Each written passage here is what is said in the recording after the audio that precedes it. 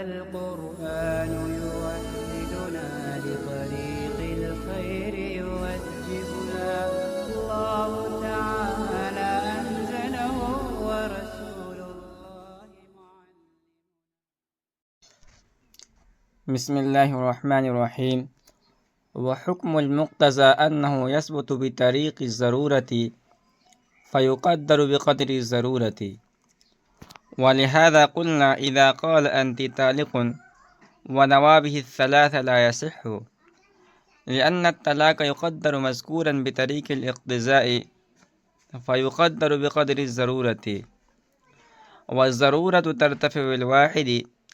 فيقدر مذكورا في حق الواحد. حکم المقتضی انہ یثبت بطریق ضرورت، مقتضی کا حکم یہ ہے کہ وہ بطریق ضرورت ثابت ہوتا ہے. فیقدر بقدر ضرورت، لہذا بقدر ضرورت ہی مقدر ہوگا. ولہذا قلنا اذا قال انت طالق ونوابه الثلاثة لا يصح، اور اسی وجہ سے ہم نے کہا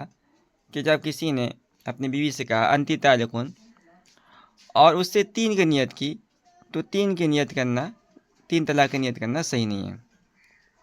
لأن الطلاق يقدر مذکورا بطریق الاقتضاء فيقدر بقدر الضرورت، اس لیے کہ طلاق کو بطریق اقتضاء جو سابق میں گزرا ہے فرض کیا جاتا ہے، لہذا بقدر ضرورت مقدر مانا جائے گا. وضرورت ترتفع بالواحد فيقدر مذکورا في حق الواحد، اور ضرورت ایک طلاق سے مرتفع ہو جاتی ہے، لہذا ایک کے حق میں طلاق کو فرض کیا جائے گا. یہاں سے مصنف رحمۃ اللہ علیہ مقتضی کا حکم بیان فرما رہے ہیں. چنانچہ فرماتے ہیں کہ مقتضی چونکہ ضرورتاً ثابت ہوتا ہے، یعنی کلام کو صحیح کرنے کی ضرورت کے پیش نظر مقتضی ثابت ہوتا ہے. اور فقہ کا مشہور قاعدہ ہے کہ الضرورت تقدر بقدر الضرورت، کہ جو چیز ضرورتاً ثابت ہوتی ہے وہ بقدر ضرورت ثابت ہوتی ہے، لہذا مقتضی جب بھی ثابت ہوگا بقدر ضرورت ثابت ہوگا. یعنی مقتضی کی اتنی ہی مقدار ثابت مانی جائے گی جس سے ضرورت پوری ہو سکے. مثلا فرماتے ہیں کہ اسی قاعدے کے پیش نظر ہم کہتے ہیں کہ اگر شوہر نے اپنی بیوی سے کہا انتی طالق، اور اس کے بعد اس نے کہا کہ انتی طالق سے میں نے 3 طلاقوں کی نیت کی تھی، تو انتی طالق بول کر 3 طلاق کی نیت کرنا صحیح نہیں ہے. اور اس صورت میں یہ کہا جائے گا کہ اس کی بیوی پر 1 طلاق واقع ہوگی. کیوں؟ اس لیے کہ انتی طالق سے جو طلاق ثابت ہوتا ہے وہ بطریق اقتضاء ثابت ہوتا ہے، جیسا کہ ماقبل کے اندر ہم نے بحث کر کے بیان کیا تھا. لہذا طلاق بقدر ضرورت ثابت ہوگی، اور ضرورت چونکہ 1 طلاق سے پوری ہو جاتی ہے، اس لیے کہ آپ جانتے ہیں کہ طلاق یہ ابغض المباحات ہے، اور 3 طلاق جو ہے یہ شرعاً مبغوض ہے، اس کو طلاق مقلصہ بھی کہا جاتا ہے. برکت چونکہ طلاق کی ضرورت 1 سے پوری ہو جاتی ہے، اس لیے یہاں 1 طلاق مقدر مانی جائے گی، اور جب 1 طلاق مقدر مانی جائے گی تو مذکورہ عورت پر 1 ہی طلاق واقع ہوگی، 3 واقع نہیں ہوگی. وعلى هذا يخرج الحكم في قوله إن أكلت ونوابه طعاما دون طعام لا يصح، لأن الأكل يقتضي طعاما فكان ذلك ثابتا بطريق الاقتضاء فيقدر بقدر الضرورة،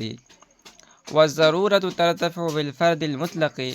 ولا تخصيص في الفرد المطلق، لأن التخصيص يعتمد العموم. وعلى هذا يخرج الحكم في قوله إن أكلت ونوابه طعاما دون طعام لا يصح، لأن الأكل يقتضي طعاما فكان ذلك ثابتا بطريق الاقتضاء فيقدر بقدر الضرورة، والضرورة ترتفع بالفرد المطلق ولا تخصيص في الفرد المطلق، لأن التخصيص يعتمد العموم. کہہ رہے کہ اور اسی پر حکم کی تخریج کی جائے گی، اس قول پر اگر کسی نے کہا ان اکلتو اور اس نے اس سے ایک کھانے کی نیت کی دون طعام نہ کہ دوسرے کھانے کی، کہہ رہے لا ایسی ہو، اگر اس نے ایسا کیا تو یہ نیت صحیح نہیں ہے۔ لأن الأكل يقتضي طعاما فكان ذلك ثابتا بطريق الاقتضاء فيقدر بقدر الضرورت، اس لیے کہ لفظ اکل کھانے کی چیز کا تقاضا کرتا ہے، پس کھانے کی چیز بطریق اقتضاء ثابت ہوگی، لہذا طعام بقدر ضرورت مقدر مانا جائے گا۔ والضرورت ترتفع بالفرد المطلق، اور ضرورت فرد مطلق سے مرتفع ہو جاتی ہے۔ ولا تخصیص فی الفرد المطلق لأن التخصیص يعتمد العموم، اور فرد مطلق میں تخصیص نہیں ہے کیونکہ تخصیص عموم پر اعتماد رکھتی ہے۔ مصنف کہتے ہیں کہ ماقبل میں بات معلوم ہو چکی ہے کہ مقتضی بقدر ضرورت ثابت ہوتے ہیں، اور جب یہ قاعدہ آپ کو معلوم ہو گیا تو اس پر بہت سارے مسائل کی تخریج کی جائے گی۔ انہی میں سے ایک مسئلہ یہ ہے کہ اگر کسی نے کہا، مثال کے طور پر قسم کھائے کہ ان اکلت فعبدی حر، اگر میں نے کھانا کھایا تو میرا غلام آزاد ہے، اور اس کے بعد حالف نے کسی مخصوص کھانے کی نیت کی، مثال کے طور پر اس نے کہا کہ میری نیت یہ تھی کہ اگر ان اکلت فعبدی حر سے میری نیت یہ تھی کہ اگر میں روٹی کھاؤں گا تو میرا غلام آزاد ہے، نہ کہ چاول،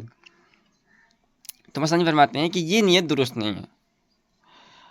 اور حالف ہر چیز کے کھانے سے حانث ہو جائے گا، اور اس نے اگر روٹی کھایا مثال کے طور پر تو بھی حانث ہوگا، چاول کھایا مثال کے طور پر تو بھی حانث ہوگا، کھیر کھایا تو بھی حانث ہو جائے گا۔ یہ مسئلہ حضرت امام ابو حنیفہ رحمۃ اللہ کے نزدیک ہے۔ حضرت امام شافعی رحمۃ اللہ علیہ فرماتے ہیں کہ دیانتاً اس کی نیت، یعنی جو خاص نیت کی تھی وہ معتبر ہوگی، یعنی اگر اس نے کہا کہ ان اکلت فعبدی حر سے میری نیت یہ تھی کہ میں روٹی کھاؤں گا تو حانث ہوں گا تو میرا غلام آزاد ہوگا، تو دیانتاً یعنی فیما بین و بین اللہ یہ نیت معتبر ہوگی، قضاء معتبر نہ ہوگی۔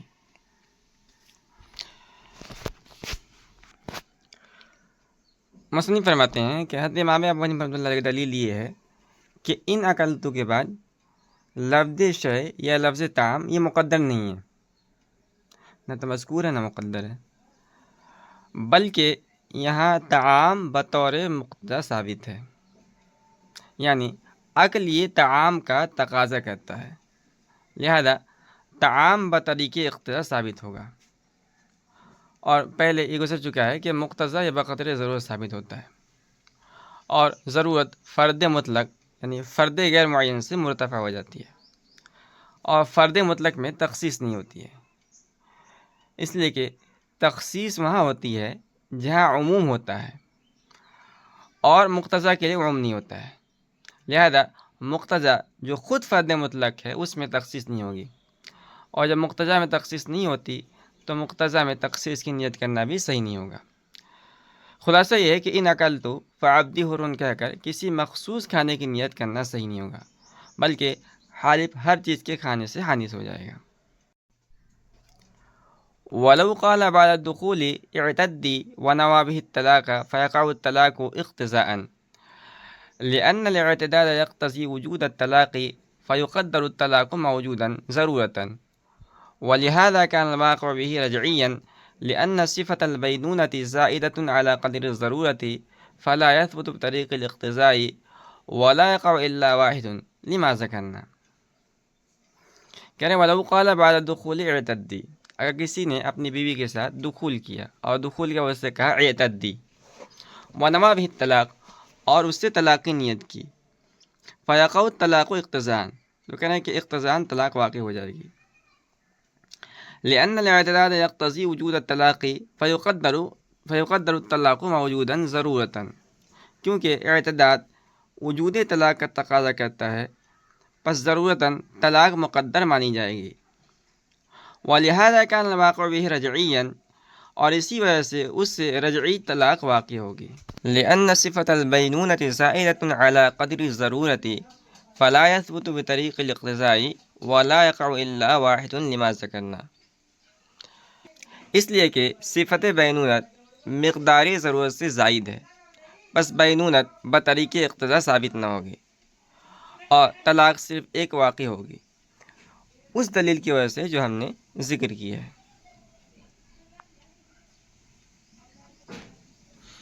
ما قبل میں یہ قاعدہ گزرا ہے کہ مقتضا یہ بقدر ضرورت ثابت ہوتا ہے۔ اسی اصول کے پیش نظر مصنف نے یہاں ایک اور مسئلہ ذکر فرمایا ہے۔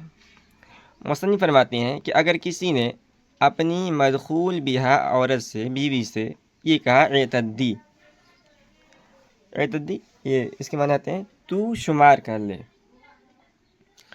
اور جب اس سے پوچھا کہ تمہاری مراد کیا تھی، تو اس نے کہا کہ میری مراد یہ تھی کہ طلاق، تو مصنف فرماتے ہیں کہ اس کی نیت معتبر ہوگی اور اس سے اقتضاءً طلاق واقع ہوگی۔ کیوں؟ اس لیے کہ اعتدی کے معنی ہے تو شمار کر۔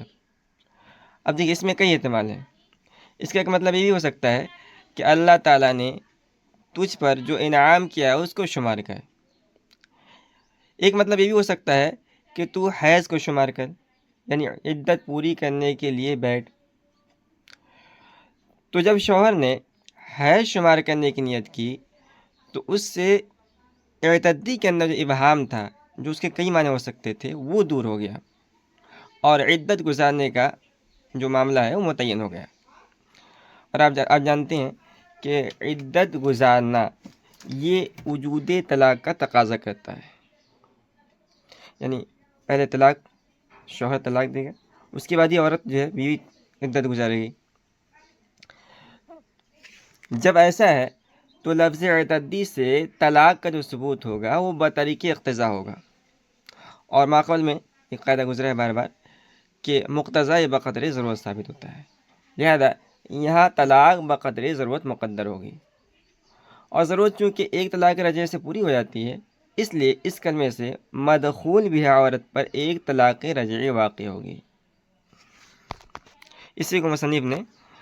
اپنے الفاظ میں بیان کیا ہے کہ صفت بینونت مقدار ضرورت سے زائد ہے، لہذا بینونت بطریق اقتضا ثابت نہ ہوگی، اور ایک سے زائد طلاقیں بھی چونکہ مقدار ضرورت سے زائد ہیں، اس لیے ایک سے زائد طلاقیں بھی بطریق اقتضا ثابت نہیں ہوں گی۔